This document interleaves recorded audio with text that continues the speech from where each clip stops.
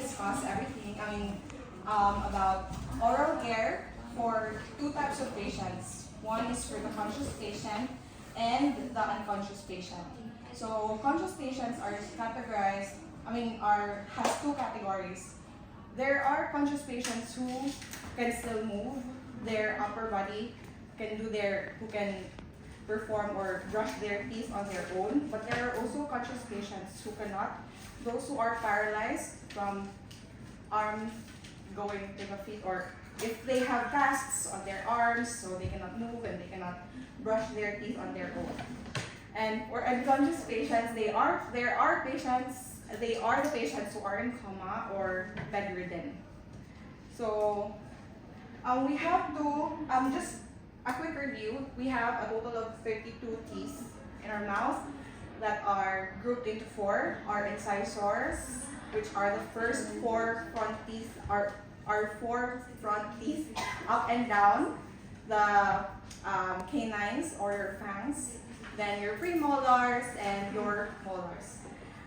We have to always remember, we always have to follow standard procedures or standard precautions when providing oral care. So first is we always have to use gloves, because we should not check or hold the patient's mouth with our bare hands. That's unsanitary.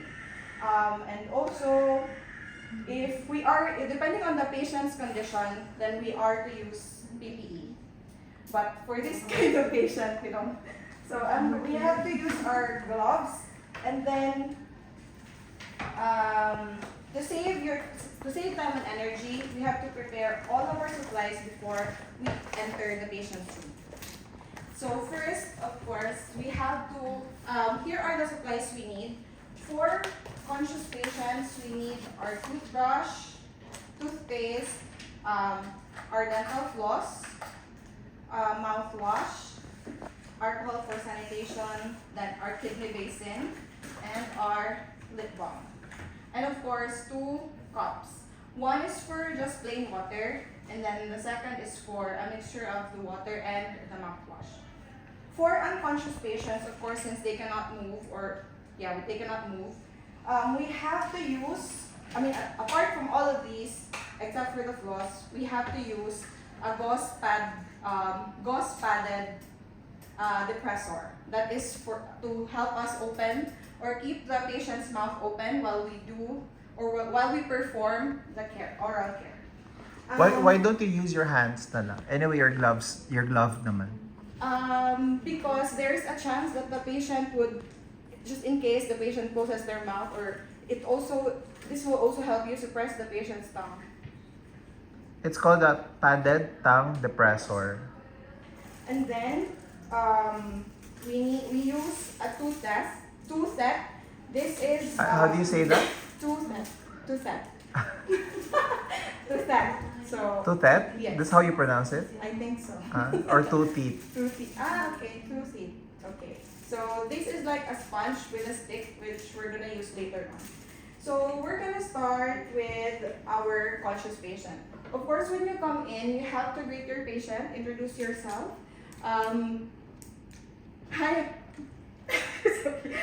Hi, Ms. Johnson. My name is Jovie, and I'll be your aide today. We're gonna perform your oral care. Okay. This is to prevent any cavity formation or prevent gingivitis, and also it will help you prevent halitosis or bad breath. Is that okay? What's your first and last name again? Okay. And your birthday? Okay. Okay. Thank you, Bella. So I'm going to close the curtains for privacy, okay? And then I will have to raise this rail for your security. For safety. Okay. Since we're going to brush your teeth, I'll have to raise your bed higher for you to be in a sitting position. Did you eat anything today? Or when was the last time you brushed your teeth? Last week? Oh my god. So as per doctor's orders, we have to brush your teeth or perform your oral care twice a day. That's to also remove or help remove food debris.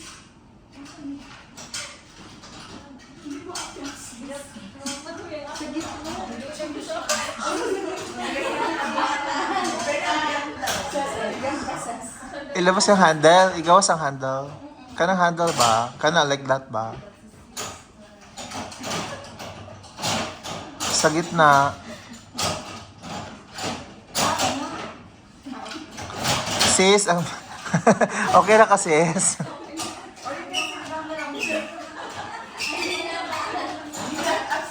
Okay, just for the sake of this, we're going to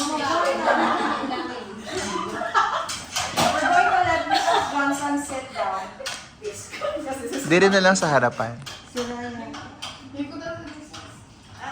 na siya. It's because of her. That's why it was in this is Pero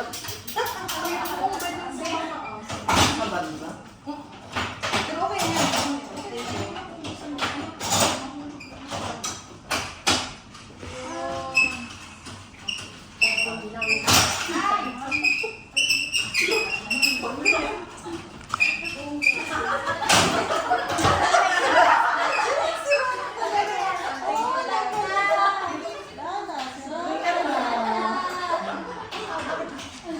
Papunta na sa exorcism yun.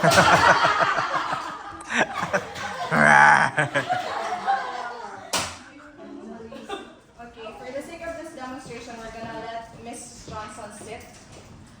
Sit. Okay.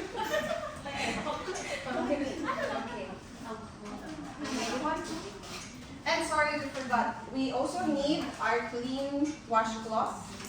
We're going to put this on the patient's chest to prevent any spills or anything to go on her clothes. Okay, so this patient is conscious and is supposed to be able to brush her teeth, but for me to show you, but she didn't. She doesn't know. No, but I'm going to perform it and but if you're going to perform oral care on conscious patient who can brush your teeth, you still have to assist them and provide directions or instructions on how to do it properly. So I'm going to sanitize. We have to wear our gloves. And again, Mrs. Johnson, based on the doctor's chart, we have to, or this rather, we have to do your oral care twice a day because it's like you're forming something else. It's like okay, so we have to moisten our brush with water and then put a bit of, toothpaste. And then we have to brush the patient's teeth in a 45-degree angle from the gum, and then we have to brush it going out, back and forth. So there are 3 sides. So the outer side, then the chewing side, and then the inner side. Plus, of course, the roof of the mouth. We also have to make sure that it's clean. And sorry, I forgot. If the patient has dentures, then we have to remove it before we do this. So, Anong angle ba? 45-degree angle from the gum. Pwede patingin sa'yo, like in front of them. So it will be like this. 90 degrees. Ang 90 degrees? What is 90 degrees? Like that? Or like this? I thought this is 190. 90, 45. Hindi, ganito yung 90. Yung 90 is ganito. Oh, ganyan? Straight to. Straight lang. Ito yung brush ko. Straight. So yan. Yan yung 90, right? Yes. So 90, 45 degrees mo ganyan. Yan. Dapat ganyan. Do you brush like that? Yes. Or do you brush like 90 degrees? Like straight? Anyway. So 90 degrees is, 45 is dapat ganon. So pag gaganon kayo, tapos dito sa kabila, 45 degrees din. Hindi siya yung 90 na ganon. Siya kayong ganon. Dapat pa slant. So, should be like that. Because, so to prevent any injury on the patient's gums. Okay. So after you brush the patient's teeth, make sure to also gently brush the patient's tongue. Because there are also, bacteria in there. Then you have to, Mrs. Johnson, can you speak it here? Baliktad. Ay, shit. And then you have to let the patient gargle thoroughly until hindi ka pa nakakapag-like. Ano siya? Unconscious? Conscious? Conscious but She may cannot. cast. Okay. So you have to rinse your mouth thoroughly, Mrs. Johnson. Is there more? Do you need more? No. So then we have to floss the patient's teeth. So there is one type of floss where it's just a string, and I think I find it harder to use it because you have to wrap it around your index finger, you floss it, and then you move again. But this type of floss is easier because there's a handle or there's a part where you can hold it. So the way you floss, it should be between each of the teeth of the patient. So you floss it forward and then out, inward and out, and then up and down. And then you discard it and you get a new one. And you repeat it on all of the patient's teeth, in between all the teeth of the patient. And then you'll have to let your gargle again to remove the debris that were taken out of the teeth after flossing. Okay. Then one more thing, we have to ask the patient if they're okay with gargling with mouthwash, because there are patients who are not comfortable doing it because, as you know, if you've tried, of course, you've tried using mouthwash and it stings and it makes you salivate. So there are people who are not comfortable with that. But if the customer is okay, the patient is okay with it, then you should put 1 part of mouthwash and then 2 parts of water, so it will not be that strong. Or yeah. Ms. Johnson, do you want to use mouthwash? Why not? This is 1 part mouthwash and 2 parts water, so it doesn't sting that much. What is it?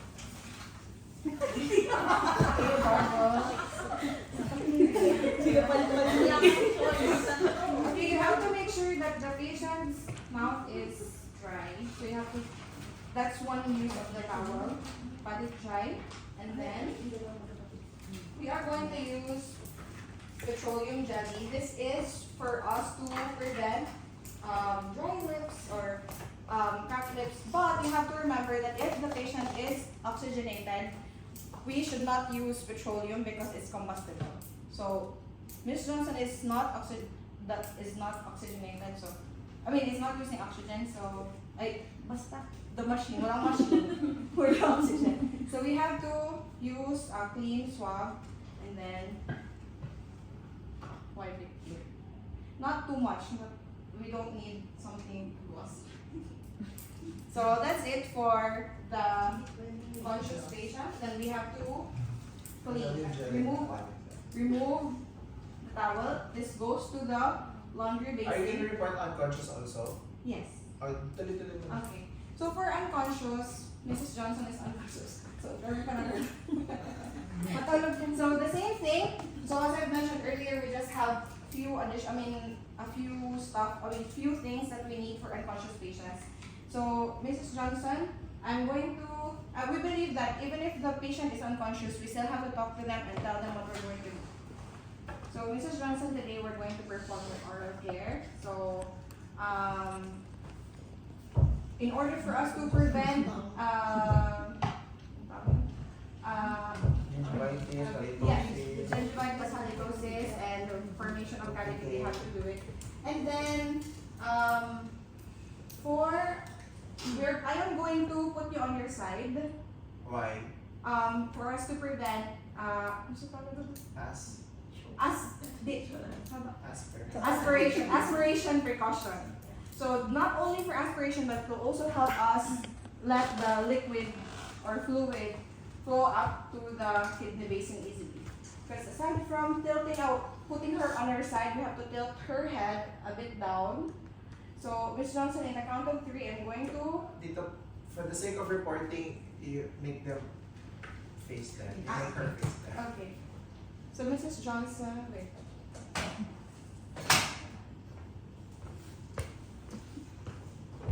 Mrs. Johnson, in the count of 3, I'm going to move you to your side. 1, 2, 3. And to keep the patient from going back, or to keep her on her side, since she does not have any control over her body, I'm going to put a pillow on her back. So, so, and then we'll put her on this angle. Put her To prevent, aspiration. aspiration? Yung ng fluid or anything sa trachea. Uy, 4th year college na kayo, hindi niyo pa rin. So for this towel, we're going to put it on top of her chest, but include this side. And after that, we're going to put the kidney basin here. Just enough to catch anything that flows out of her mouth. So this is where our gauze, padded tongue depressor comes in. Because since the patient is unconscious, then she cannot open her mouth, right? So what we have to do is to, using our hands, push the jaw down enough to open the mouth of the patient. And then in order to keep it open, for it to be easier, then we have to put the padded gauze inside. And then just like that. So since we're still going to use the toothbrush, same thing, put the toothpaste. And then we'll do the same procedure, make sure that this is alright.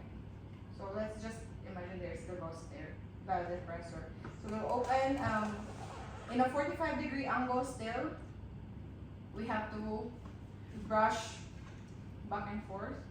The outer side, the inner side, the chewing side, the roof, the mouth of the roof, and then gently brush the teeth. So if a suction apparatus is available, it would be highly recommended because it will be easier for us to make sure that all fluid or all liquid inside the mouth are taken out. So, Ano yun? Ano yung machine na yun? suction. Ha? Suction. Ano? Suction apparatus. If you've been Suction or suction? Suction. Suction. It's the same apparatus that dentist Without N. Yung suction, ano yun? Yung pataw ng gobyerno. Yung suction, yun yung nagsasak ng tubig. To avoid aspiration. And then, this is where we're going to use the tooth teeth because the patient cannot gargle, so we cannot like spray water inside and then let it out. So we're going to use a clean, dry one. This is first to remove the bubbles from the brushing. This side on the cheeks, and then inside, including the tongue, and then the chewing sides of the teeth. And then we have to discard it after using, because then we have to get a new one, dip it on the mouthwash solution. Still the same, 1 part mouthwash and 2 parts water. but not too wet, because we want to prevent any more liquid from, inside the mouth. So we're gonna clean it, wipe it, same thing, like still brushing, and then discard, then get a new one, but we're not gonna do anything. We're going to use it dry. This is now then to dry the mouth of the patient, because if we do not make sure that the toothpaste or the substance that we use inside the patient's mouth is removed, then it may cause irritation. So we have to make sure that it's dry. So we're gonna discard this as well. So since the patient is not oxygenated, then we can use our lip balm. Why not use lip balm pag naka-oxygen? Why? Why? Bakit? Because it is Ha? Pag yung petroleum at saka oxygen magsama-sama, Yeah. ano pwedeng mangyari? fire. Ha? It's Talaga? combustible. What is combustible? Yung oo. Mag-cause ng fire. Okay? So remember, pag si patient naka-oxygen therapy, meaning nakaganon or nakakanila, dapat iiwasan yung petroleum jelly. By theory, nakakause siya ng fire. Pero in reality, will it really cause? So we believe in the theory, yes. Yes. Okay. So dapat, walang So- duda-duda to, yes. Like normal patients or patients who are oxygenated and have dry lips, what is suggested is you get a piece of cotton ball, wet it with water, and then just put it there. And then now, since we're done, Mrs. Johnson, we're done. I'm going to wipe off everything here, and I'm going to remove this, and then this goes to the laundry basket. Tapos ka na? Yes. And then what do you call this process? After? Care. Care, okay. Yes. Ah, So diba? I'm going to put Miss Johnson back. Okay, and then you do your aftercare, right? Yes. Okay. Now, okay na.